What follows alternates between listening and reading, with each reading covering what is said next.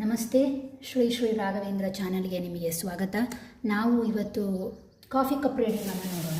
ಈ coffee cup reading ಅಂತ ಹೇಳುವಂತಹದ್ದು actually ಇದು ನಮ್ಮ ದೇಶದ ವಿದ್ಯೆ ಅಲ್ಲ. ಇದು ಟರ್ಕ್ ಅಂತ ಹೇಳ್ತಾರಲ್ಲ, ಆ ರಾಷ್ಟ್ರದಲ್ಲಿ ಹೆಚ್ಚಾಗಿ ಇದನ್ನು ಉಪಯೋಗಿಸುವಂತಹ ವಿದ್ಯೆ. ಒಂದು ಪ್ರಿಡಿಕ್ಷನ್.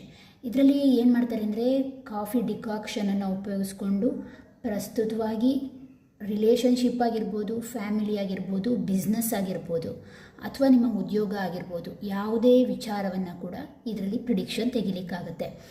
ಈ ಕಾಫಿ ಕಪ್ ಡಿಕಾಕ್ಷನ್ ಕೆಲವು ಕಥೆಗಳನ್ನು, ಕೆಲವು ಸಂಬಂಧಗಳನ್ನು, ಕೆಲವು ವಿಚಾರಗಳನ್ನು ಸ್ಪಷ್ಟವಾಗಿ ಹೇಳ್ತಾ ಹೋಗುತ್ತೆ. ಇದು ಕೇವಲ ರಿಲೇಷನ್ಶಿಪ್ ಮಾತ್ರ ಅಲ್ಲ, ಪ್ರತಿಯೊಂದು ವಿಚಾರವನ್ನು ಕೂಡ ಅರ್ಥ ಮಾಡಿಸ್ತಾ ಹೋಗುತ್ತೆ.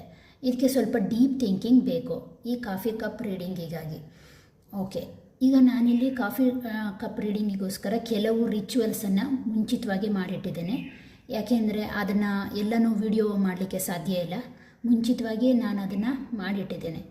ಇದರಲ್ಲಿ ಯಾವ ರೀತಿಯ ಪ್ರಿಡಿಕ್ಷನ್ ಕೂಡ ಬರಬಹುದು. ನಿಮ್ಮ ಉದ್ಯೋಗಕ್ಕೆ ಸಂಬಂಧಪಟ್ಟಿದ್ದು, ನಿಮ್ಮ ಬಿಸ್ನೆಸ್ಗೆ ಸಂಬಂಧಪಟ್ಟಿದ್ದು, ಅಥವಾ ನಿಮ್ಮ ಫ್ಯಾಮಿಲಿ ಅಥವಾ ರಿಲೇಷನ್ಶಿಪ್ ಯಾವುದು ಕೂಡ ಈ ಪ್ರಿಡಿಕ್ಷನ್ನಲ್ಲಿ ಬರಬಹುದು. ಇದು ಕಂಪ್ಲೀಟಾಗಿ ಕಾಫಿ ಕಪ್ ರೀಡಿಂಗ್ ಮಾತ್ರ. ನಮ್ಮ ಭಾರತದಲ್ಲಿ ಮೊದಲು ಏನು ಮಾಡ್ತಾಯಿದ್ರು, ಕನ್ನಡಿಯನ್ನು ಉಪಯೋಗಿಸಿ ಅದರ ಮುಂದೆ ದೀಪ ಇಟ್ಟು ಪ್ರಿಡಿಕ್ಷನ್ ಕೊಡ್ತಾಯಿದ್ರು ಅಲ್ವಾ. ನೀರಿನ ಒಂದು ಕೊಳದಲ್ಲಿ ಕೂತ್ಕೊಂಡು ಪ್ರಿಡಿಕ್ಷನನ್ನು ಕೊಡ್ತಾಯಿದ್ರು. ಅದೇ ರೀತಿಯಲ್ಲಿ ಈ ಕಾಫಿ ಕಪ್ಪಿನ ಮೂಲಕ ಆ ಡಿಕಾಕ್ಷನನ್ನು ನೋಡೋದ್ರ ಮೂಲಕ ನಾವು ಪ್ರಿಡಿಕ್ಷನನ್ನು ಕೊಡಲಿಕ್ಕೆ ಸಾಧ್ಯ. ಬನ್ನಿ, ಇವತ್ತಿನ ದಿನ ನಿಮಗಾಗಿ ಈ ಕಾಫಿ ಕಪ್ ಏನನ್ನು ಹೇಳ್ತಾ ಇದೆ, ಪ್ರಿಡಿಕ್ಷನ್ ಅಂತ ತರ್ತಾ ಇದೆ ಅಂತ ನೋಡೋಣ. ಅದರ ಜೊತೆಗೆ ಪ್ಲಸ್ ಕೆಲವು ಇಲ್ಲಿ ಚಾರ್ಮ್ಸನ್ನು ಇಟ್ಟಿದ್ದೇನೆ. ಈ ಚಾರ್ಮ್ಸ್ ಕೂಡ ನಿಮಗೆ ಸಂಬಂಧಪಟ್ಟ ಹಾಗೆ ಏನು ಹೇಳುತ್ತೆ ಅಂತ ನೋಡೋಣ. ಓಕೆ, ನೋಡ್ತಾ ಹೋಗೋಣ.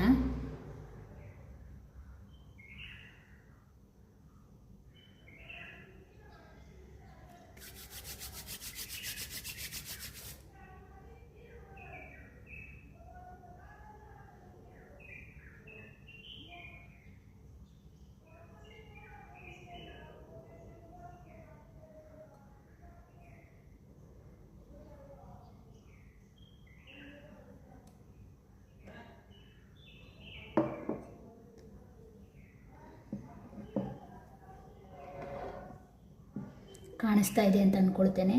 ಸ್ಪೆಸಿಫಿಕ್ಕಾಗಿ ಇದು ಒಂದು ರಿಲೇಷನ್ಶಿಪ್ಪನ್ನು ಹೇಳ್ತಾ ಇದೆ. ಇಲ್ಲಿ ರಿಲೇಷನ್ಶಿಪ್ಪಲ್ಲಿ ಏನಾಗಿದೆ ಅಂತ ಹೇಳಿದರೆ, ನೀವು ಯಾರನ್ನೋ ಇಲ್ಲಿ ಪ್ರೀತಿಸ್ತಾ ಇರೋದು ಕಾಣಿಸ್ತಾ ಇದೆ. ನೀವಿಬ್ಬರು ಡೀಪ್ ಕನೆಕ್ಷನಲ್ಲಿ ಇದ್ದೀರಾ ಅಂತ ಅನಿಸುತ್ತೆ.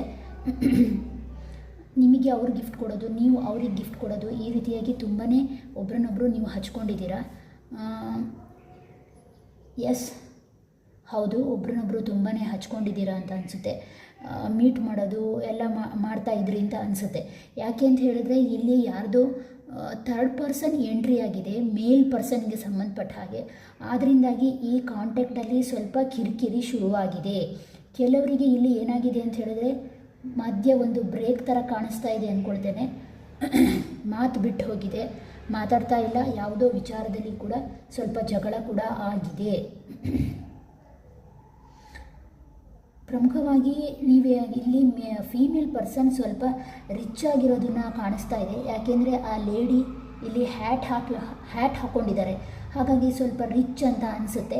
ಈ ಮೇಲ್ ಪರ್ಸನ್ ಸ್ವಲ್ಪ ಹಾರ್ಡ್ ವರ್ಕರ್, ಮತ್ತು ನಿಮಗಿಂತ ಅವರು ಏನು ಅಂತ ಹೇಳಿದ್ರೆ ಎಕನಾಮಿಕಲಿ ಸ್ವಲ್ಪ ಡೌನ್ ಆಗಿದ್ದಾರೆ. ಅದು ಏನಾಗ್ತಾ ಇದೆ ಅಂತ ಹೇಳಿದರೆ, ಥರ್ಡ್ ಪರ್ಸನ್ ಎಂಟ್ರಿಗೆ ಪ್ರಮುಖವಾದಂಥ ಕಾರಣ ಅಂತ ಈ ರೀಡಿಂಗ್ ಹೇಳ್ತಾ ಇದೆ. ಹಾಗೆ ಅದರ ಜೊತೆಗೆ ಏನು ಅಂತ ಹೇಳಿದರೆ, ಪಾಸ್ಟಲ್ಲಿ ನಿಮ್ಮಿಬ್ಬರಿಗೆ ಈ ಪ್ರೀತಿಯಲ್ಲಿ ತುಂಬಾ ಒಂದು ಏನು ಹೇಳ್ತಾರೆ, ಬ್ಯೂಟಿಫುಲ್ ಅಂತ ಅನ್ನಿಸ್ತಾ ಇತ್ತು. ಯಾಕೆಂದರೆ ಇಲ್ಲಿ ಕಾಣಿಸ್ತಾ ಇದೆಯಲ್ಲ, ಒಂದು ಪಿಕಾಕ್ ಕಾಣಿಸ್ತಾ ಇದೆ, ನವಿಲು ಏನನ್ನು ಸೂಚಿಸುತ್ತೆ? ಖುಷಿ, ಸಂಭ್ರಮ, ಅದರಲ್ಲಿ ಏನೋ ಒಂದು ರೀತಿಯ ಬಣ್ಣ, ಮೆರುಗು ಇದನ್ನು ಸೂಚಿಸುತ್ತೆ. ಹಾಗಾಗಿ ಮೊದಲು ನೀವು ತುಂಬಾ ಖುಷಿಯಾಗಿ ಇದ್ರಿ, ಆದರೆ ದಿನ ಕಳೆದ ಹಾಗೆ ಈ ಪ್ರೀತಿಯಲ್ಲಿ ನಿಮಗೆ ಯಾವುದೇ ರೀತಿಯ ಸಕ್ಸಸ್ಸನ್ನು ನೀವು ಕಾಣ್ತಾ ಇಲ್ಲ ಅನ್ನುವಂಥದ್ದನ್ನು ತೋರಿಸ್ತಾ ಇದೆ. ಯಾವುದೋ ಈಗೋ ಪ್ರಾಬ್ಲಮಿಂದ ನೀವು ಮಾತು ಬಿಟ್ಟಿದ್ದೀರಾ ಅಂತ ಅನಿಸುತ್ತೆ. ಬಟ್ ಆ ವ್ಯಕ್ತಿ ನಿಮ್ಮನ್ನು ಮರ್ತಿದ್ದಾರಾ ಅಂದರೆ ಇಲ್ಲ, ಆ ವ್ಯಕ್ತಿ ಕಂಪ್ಲೀಟಾಗಿ ಇನ್ನೂ ಕೂಡ ನಿಮ್ಮನ್ನು ಮರ್ತಿಲ್ಲ, ನಿಮ್ಮನ್ನು ಮಿಸ್ ಮಾಡ್ತಾ ಇದ್ದಾರೆ.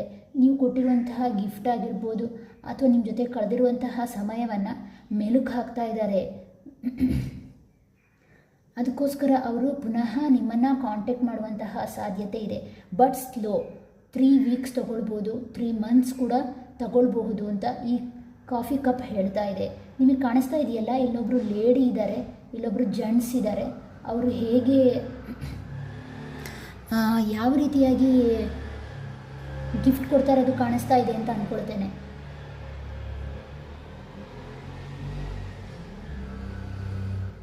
ಓಕೆ, ನೆಕ್ಸ್ಟ್ ಇನ್ನು ಕೆಲವರಿಗೆ ಏನಾಗಿದೆ ಅಂತ ಹೇಳಿದರೆ, ಫೈನಾನ್ಷಿಯಲಿ ತುಂಬಾ ನೀವು ಸ್ಟಕ್ ಆಗಿದ್ದೀರಾ ಅಂತ ಅನಿಸುತ್ತೆ.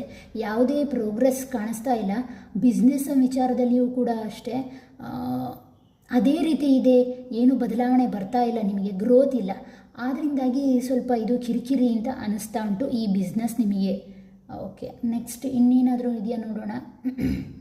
ಎಸ್, ಇಲ್ಲಿ ಪರ್ಟಿಕ್ಯುಲರ್ ಆಗಿ ಯಾರ್ದೋ ಹೆಸರು ಕಾಣಿಸ್ತಾ ಇದೆ. ಅವರ ಅಥವಾ ನಿಮ್ಮ ಹೆಸರಿನಲ್ಲಿ KPR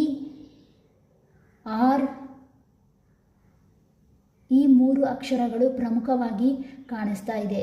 ಹಾಗೆ ಅದರ ಜೊತೆಗೆ ಕೆಲವರಿಗೆ ಪ್ರಾಣಿ ಪ್ರಿಯರು ಇಲ್ಲಿ ಇರಬಹುದು. ಅಂದರೆ ಬೆಕ್ಕು, ನಾಯಿಯನ್ನು ತುಂಬಾ ನಿಮ್ಮ ಪಾರ್ಟ್ನರ್ ಇಷ್ಟಪಡ್ತಾರೆ ಅಂತ ಅನಿಸುತ್ತೆ. ತುಂಬಾ ಪೆಟ್ ಲವರ್ಸ್ ಆಗಿದ್ದಾರೆ ಅಂತ ಅನಿಸುತ್ತೆ.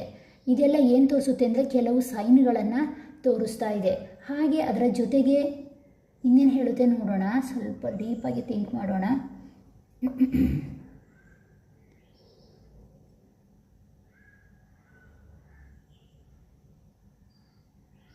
ಓಕೆ,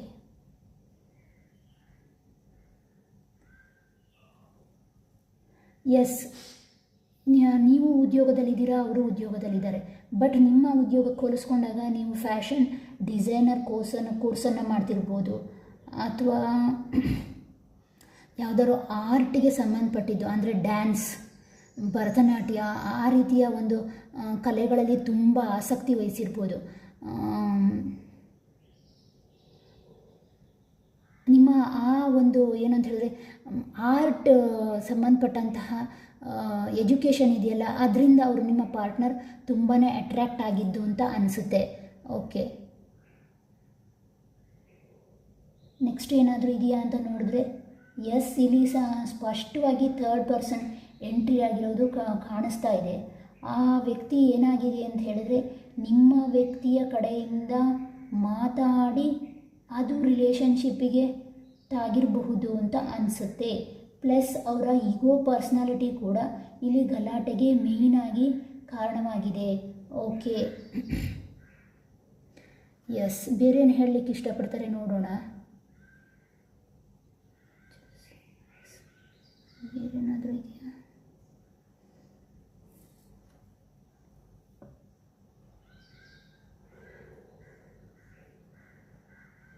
ಎಸ್, ಓಕೆ, ಬೇರೆ ಯಾವುದೇ ರೀತಿಯಲ್ಲಿ ಇಲ್ಲಿ ಕಾಫಿಯಲ್ಲಿ ಕಾಣಿಸ್ತಾ ಇಲ್ಲ. ಎಸ್, ಇದು ಕಾಫಿ ಕಪ್ನ ರೀಡಿಂಗ್ ಆಗಿತ್ತು. ಓಕೆ, ಇನ್ನು ಇದಕ್ಕೆ ಸಂಬಂಧಪಟ್ಟಾಗೆ ಕೆಲವು ಚಾರ್ಮ್ಸನ್ನು ಕೂಡ ತೆಗೆದು ನೋಡೋಣ. ಈ ಚಾರ್ಮ್ಸ್ ಏನಾದರೂ ಹೇಳುತ್ತಾ ನೋಡೋಣ. ಚಾರ್ಮ್ಸಲ್ಲಿ ನಿಮಗೆ ಸಂಬಂಧಪಟ್ಟ ಹಾಗೆ ಬೇರೆ ಏನಾದರೂ ಹೇಳುತ್ತಾ ನೋಡೋಣ.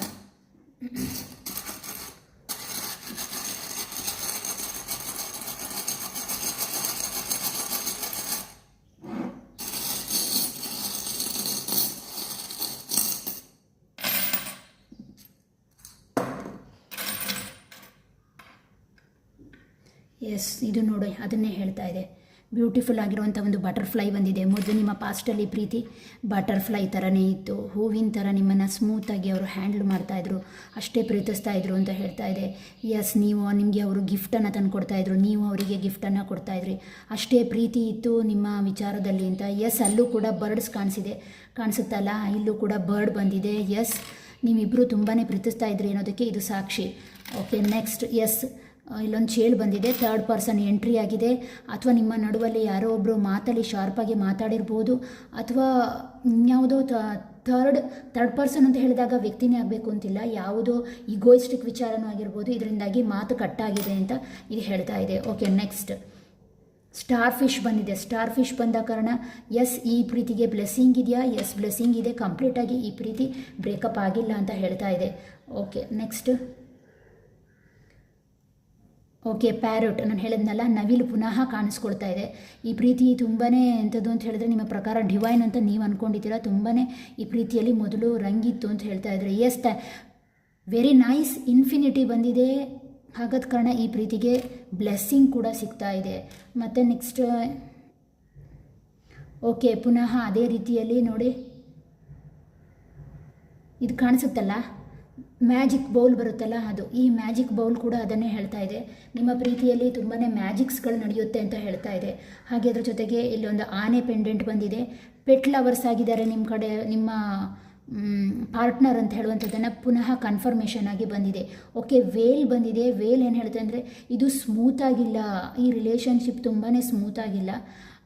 ಈ ರಿಲೇಷನ್ಶಿಪ್ಪನ್ನು ಸ್ಮೂತಾಗಿ ತಗೊಂಡು ಹೋಗುವಂಥದ್ದು ಬಹಳ ಜವಾಬ್ದಾರಿ ಅಂತ ನೀವು ಅಂದ್ಕೊಳ್ತಾ ಇದ್ದೀರಾ. ಅಷ್ಟು ಸ್ಮೂತಾಗಿ ನಿಮ್ಮ ಪ್ರೀತಿಯ ವಿಚಾರ ನಡೀತಾ ಇಲ್ಲ ಅನ್ನುವಂಥದ್ದು ಪರ್ಟಿಕ್ಯುಲರ್ ಆಗಿ ಇದು ಸೂಚಿಸ್ತಾ ಇದೆ. ಎಸ್, ಗಣಪತಿ, ನಿಮ್ಮಲ್ಲಿ ಯಾರೋ ಒಬ್ಬರು ತುಂಬಾ ಗಣಪತಿ ಶಿವ ದೇವರನ್ನು ಪ್ರೀತಿಸುವಂಥವರಾಗಿದ್ದೀರಾ, ಫ್ಯಾಮಿಲಿ ಓರಿಯೆಂಟೆಡ್ ಆಗಿದ್ದೀರಾ. ಎಸ್, ಏಂಜಲ್ಸ್ ಕೂಡ ಬಂದಿದ್ದಾರೆ. ಈ ರೀಡಿಂಗಿಗೆ ಏಂಜಲ್ಸ್ನ ಒಂದು ಬ್ಲೆಸ್ಸಿಂಗ್ ಇದೆ. ಯಾರೋ ಇಲ್ಲಿ ತುಂಬಾ ಏಂಜಲ್ಸ್ನ ಪ್ರತಿ ವಿಚಾರದಲ್ಲೂ ನೆನೀತೀರಾ ಅಂತ ಅನಿಸುತ್ತೆ. ಯೂನಿವರ್ಸ್ನ ಗೈಡನ್ನು ಯಾವಾಗಲೂ ಕೇಳ್ತೀರಾ ಅಂತ ಅನಿಸುತ್ತೆ ಈ ರೀಡಿಂಗಿಗೆ ಸಂಬಂಧಪಟ್ಟ ಹಾಗೆ. ಓಕೆ, ನೆಕ್ಸ್ಟ್ ಓಕೆ, ಸೂರ್ಯ, ಸನ್. ನಿಮ್ಮ ಹೆಸರಲ್ಲಿ ರವಿ ಅಂತ ಇರ್ಬೋದು, ಭಾಸ್ಕರ್ ಇರ್ಬೋದು, ಆದಿತ್ಯ ಅಂತ ಇರ್ಬೋದು, ಅಥವಾ ಆರ್ಯ ಅಂತ ಇರಬಹುದು ನಿಮ್ಮ ಹೆಸರಲ್ಲಿ. ಸೂರ್ಯನಿಗೆ ಸಂಬಂಧಪಟ್ಟಂತಹ ಹೆಸರಿನವರು ಹೆಚ್ಚಾಗಿ ಈ ರೀಡಿಂಗಲ್ಲಿ ಇರಬಹುದು ಅನಿಸುತ್ತೆ. Okay, next navigation. ಎಸ್, ಕರೆಕ್ಟಾಗಿ ಬಂದಿದೆ. ನಿಮ್ಮ ಪ್ರೀತಿಯನ್ನು ನೋಡಿದಾಗ ಈ ನ್ಯಾವಿಗೇಷನ್ ಅಂದರೆ ಏನು ಅಂತ ಹೇಳಿದ್ರೆ ನೋಡಿ, ಹಡಗನ್ನು ಲಂಗರ್ ಹಾಕೋದು ಯಾವಾಗ ತುಂಬಾ ಇನ್ನೂ ನಡೆಸಲಿಕ್ಕಾಗಲ್ಲ ಅಂತ ಹೇಳಿದಾಗ ಅದನ್ನ ಲಂಗರ್ ಹಾಕಿ ನಿಲ್ಲಿಸಿಬಿಡ್ತಾರೆ. ಅದೇ ರೀತಿಯಲ್ಲಿ ಪ್ರೀತಿಯಲ್ಲಿ ಏನಾಗಿದೆ, ಸ್ಟಕ್ ಎನರ್ಜಿ ಇದೆ, ಮಾತುಕತೆ ಬಿಟ್ಟು ಹೋಗಿದೆ. ಈಗೋಯಿಂದ ಇರ್ಬೋದು ಅಥವಾ ಥರ್ಡ್ ಪರ್ಸನಿಂದ ಇರ್ಬೋದು, ಇನ್ಯಾವುದೋ ಕಾರಣಕ್ಕೆ ಈ ಮಾತು ಬಿಟ್ಟು ಹೋಗಿದೆ, ಪ್ರೀತಿಯಲ್ಲಿ ಲಂಗರ್ ಹೊಡೆದಿದೆ ಅನ್ನುವಂಥದ್ದನ್ನು ಹೇಳ್ತಾ ಇದೆ. ಓಕೆ, ನೆಕ್ಸ್ಟ್ ಇನ್ನೇನಾದರೂ ಸಿಕ್ಕುತ್ತಾ ನೋಡೋಣ.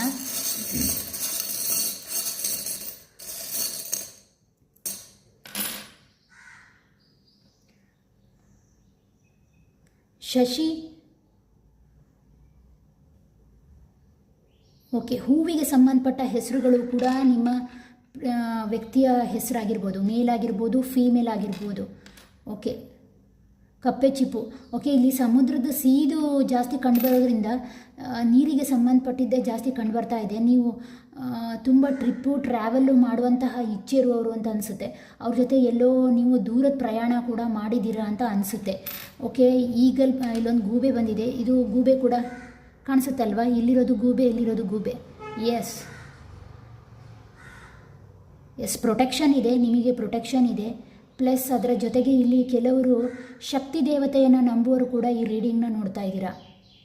ಅಂದರೆ ದೇವಿ ನಿಮ್ಮ ಅಂಥದ್ದು ಅಂತ ಹೇಳಿದ್ರೆ ನಿಮ್ಮ ಮನೆಯ ಗ್ರಾಮ ದೇವತೆ ಕೂಡ ದೇವಿ ಆಗಿರಬಹುದು ಅನಿಸುತ್ತೆ. ನಿಮ್ಮ ಮನೆಯ ಸುತ್ತ ದೇವಿದು ಯಾವುದೋ ದೇವಸ್ಥಾನ ಇದೆ ಅಂತ ಅನಿಸುತ್ತೆ. ಗ್ರಾಮ ದೇವತೆಯ ಎಂಟ್ರಿ ಇಲ್ಲಿ ಇದೆ. ಎಸ್, ಪುನಃ ವೇಲ್ ಬಂದಿದೆ ನೋಡಿ. ಪುನಃ ಸಮುದ್ರವನ್ನೇ, ಸೀಯನ್ನೇ ಸೂಚಿಸ್ತಾ ಇದೆ, ನದಿಯನ್ನೇ ಸೂಚಿಸ್ತಾ ಇದೆ. ನೀವು ಎಲ್ಲಿಯೋ ನದಿ ಹತ್ರ ಟ್ರಿಪ್ಪಿಗೆ ಹೋಗಿದ್ದೀರಾ ಅಂತ ಅನಿಸುತ್ತೆ, ಅಥವಾ ಟ್ರಾವೆಲ್ ಬಗ್ಗೆ ತುಂಬಾ ಆಸಕ್ತಿ ಇರುವಂಥವರು. ಮೀನರಾಶಿ ಕೂಡ ಆಗಿರಬಹುದು ನಿಮ್ಮದು.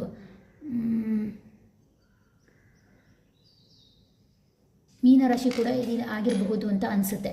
ಓಕೆ, ನೆಕ್ಸ್ಟ್ ಪುನಃ ಸೀದೆ ಬಂದಿದೆ ನೋಡಿ.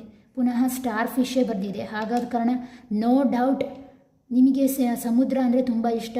ಸಮುದ್ರವನ್ನು ತುಂಬಾ ಇಷ್ಟಪಡ್ತೀರಾ. ಕಡೆಗೆ ಟ್ರಾವೆಲ್ ಮಾಡುವಂಥದ್ದು ಜಾಸ್ತಿ ಅಂತ ಪದೇ ಪದೇ ಕಾರ್ಡ್ಗಳು ಹೇಳ್ತಾ ಇದೆ. ಸ್ಟಾರ್ ಫಿಶ್ಗಳು ಲಕ್ಕನ್ನು ಕೂಡ ಇದು ತೋರಿಸ್ತಾ ಇದೆ. ಓಕೆ, ಕಾಣಿಸ್ತಾ ಇದೆಯಲ್ಲ, ಇನ್ನೊಂದು ಚಾನ್ಸ್ ಬಂದಿದೆ, ತುಂಬ ಸುಂದರವಾದಂತಹ ಚಾನ್ಸ್. ಇದು ನಿಮಗೆ ಏನು ಅಂತ ಹೇಳಿದ್ರೆ ನಿಮ್ಮ ಪಾರ್ಟ್ನರ್ ಕಡೆಯಿಂದ ತುಂಬಾ ಗಿಫ್ಟ್ ಸಿಕ್ಕಿದೆ ಅಂತ ಅನಿಸುತ್ತೆ. ಫ್ಲವರ್ಗೆ ಸಂಬಂಧಪಟ್ಟದ್ದು ಅಂದರೆ ಗುಲಾಬಿ ಹೂವು, ಇನ್ನೇನೋ ಒಂದು ಹೂಗಳಿರುತ್ತಲ್ಲ ಅಂಥದ್ದನ್ನು ಅವರು ನಿಮಗೆ ಕೊಟ್ಟಿರಬಹುದು ಅನಿಸುತ್ತೆ. ಅದರಿಂದ ನೀವು ಕೂಡ ತುಂಬ ಖುಷಿಯಾಗ್ತಿದ್ರಿ ಆಗಾಗ ಅಂತ ಈ ರೀಡಿಂಗ್ ಹೇಳ್ತಾ ಇದೆ. ಎಸ್, ಕಾಣಿಸುತ್ತಲ್ಲ, ಮೇಡ್ ವಿತ್ ಲವ್. ಎಸ್, ಪ್ರೀತಿ ಇತ್ತು, ಬಟ್ ಈಗೇನಾಗಿದೆ, ನೋ ಕಮ್ಯುನಿಕೇಷನ್ಗೆ ಜಾರಿದೆ ಅಂತ ಸ್ಪಷ್ಟವಾಗಿ ಹೇಳ್ತಾ ಇದೆ. ಎಸ್, ಹೋಟ್ಲಿಗೆಲ್ಲ ತುಂಬಾ ಸುತ್ತಾಡಿದ್ದೀರಾ ಅಂತ ಅನಿಸುತ್ತೆ. ಅದರ ಬಗ್ಗೆ ಏನು ಅಂತ ಹೇಳಿದ್ರೆ ಮಾತುಕತೆ ಮಾಡ್ಕೊಂಡಿದ್ದೀರಾ ಆ ವಿಚಾರವಾಗಿ. ಬಟ್ ಈಗ ಆ ರೀತಿ ಇಲ್ಲ ಅಂತ ಈ ಕಾರ್ಡ್ ರೀಡಿಂಗ್ ಈ ಚಾರ್ಮ್ಸ್ ರೀಡಿಂಗ್ ಹೇಳ್ತಾ ಇದೆ. ಅದೇ ರೀತಿ ಕಾಫಿ ಕಪ್ ಕೂಡ ಈ ರೀಡಿಂಗನ್ನು ಹೇಳ್ತಾ ಇದೆ. ಓಕೆ, ಇದಾಗಿತ್ತು ಇವತ್ತಿನ ರೀಡಿಂಗ್. ಇದು ಒಂದು ಸಣ್ಣದಾದಂತಹ ಕಾಫಿ ಕಪ್ ರೀಡಿಂಗ್. ಇದ್ರ ಮೇಲೆ ಟ್ಯಾರೋ ಬೇಸ್ ಮಾಡಿ ಕೂಡ ರೀಡಿಂಗನ್ನು ತೆಗಿಬಹುದು.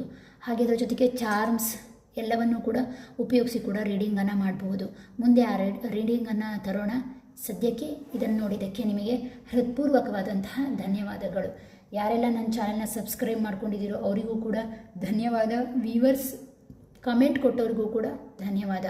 ಮುಂದಿನ ವಿಡಿಯೋದಲ್ಲಿ ನಾನು ನಿಮ್ಮನ್ನು ಮತ್ತೆ ಭೇಟಿ ಆಗ್ತೀನಿ. Thank you.